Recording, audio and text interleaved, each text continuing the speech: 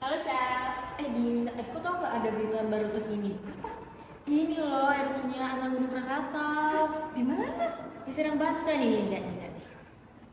Gunung Anak Krakatau yang berada di perairan Selat Sunda dilaporkan erupsi menyemburkan kolom abu pekat setinggi 200 meter ke udara.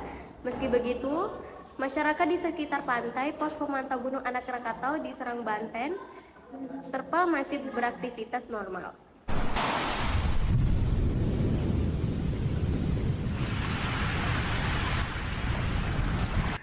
Ih, ya ampun serem banget. Iya.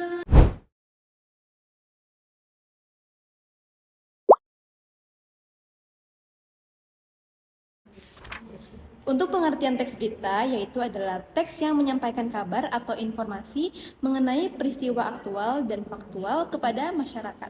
Faktual yaitu berita yang disampaikan berdasarkan fakta, sedangkan aktual adalah memberitakan hal-hal yang baru terjadi atau sedang terjadi. Tujuan dari teks berita yaitu adalah untuk memberikan informasi terkini, membantu masyarakat untuk lebih waspada, serta sebagai dasar pengambilan keputusan. Unsur-unsur berita. Yang pertama ada apa atau what. Kata apa digunakan untuk menjelaskan peristiwa yang sedang terjadi. Yang kedua, di mana atau where. Kata di mana digunakan untuk memberitahu lokasi peristiwa tersebut terjadi. Lalu yang ketiga ada kapan atau when. Kata kapan digunakan untuk menjelaskan waktu terjadinya peristiwa. Yang keempat, siapa atau who. Kata siapa digunakan untuk menjelaskan orang-orang yang terlibat pada peristiwa tersebut. Bisa pelaku, korban, atau saksi mata. Lalu yang kelima ada mengapa atau why. Kata mengapa adalah jawaban dari penyebab, alasan, atau latar belakang peristiwa. Lalu yang keenam, bagaimana atau how. Kata bagaimana digunakan untuk menjelaskan proses terjadinya peristiwa, kondisi terkini, sesuatu urutan waktu. Struktur teks berita adalah kepala berita bagian awal yang memuat informasi penting. Kepala berita menjawab pertanyaan yang berhubungan dengan unsur apa, kapan, di mana, dan siapa. Tubuh berita. Bagian di situ berita yang memuat informasi lanjutan dari kepala berita. Terdapat jawaban atas pertanyaan mengapa dan bagaimana peristiwa itu terjadi. Ekor berita. Bagian terakhir yang mencantumkan informasi tambahan. Sifatnya opsional karena tidak terlalu berpengaruh terhadap pokok berita. Selanjutnya itu ada jenis-jenis teks berita. Yang pertama itu ada berita langsung, straight news, yaitu berita yang ditulis secara to the point, lugas, dan ringkas. Di dalam berita ini biasanya berisi tentang informasi terkini, yang hangat, dan menarik.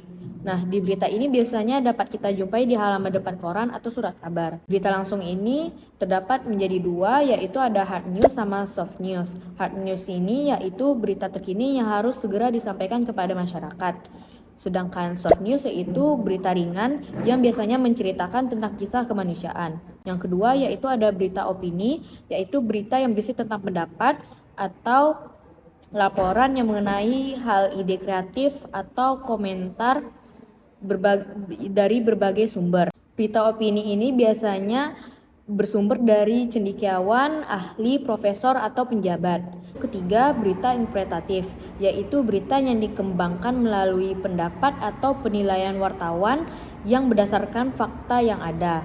Yang keempat yaitu ada berita mendalam atau deep news, yaitu berita yang dikembangkan berdasarkan pendalaman dari suatu peristiwa. Unsur berita ini yang ditekankan pada jenis ini adalah mengapa atau why, bagaimana atau how, dan so what.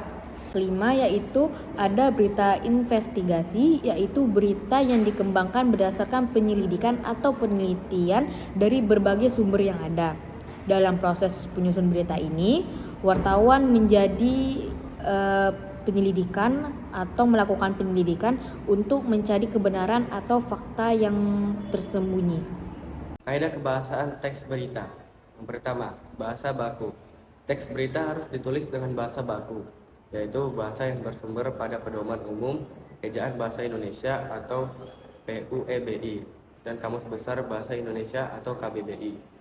Yang kedua, kata kerja mental. Kata kerja atau verba mental adalah kata yang menerangkan tanggapan, perasaan, pemikiran, serta perbuatan yang tidak bisa diamati secara fisik.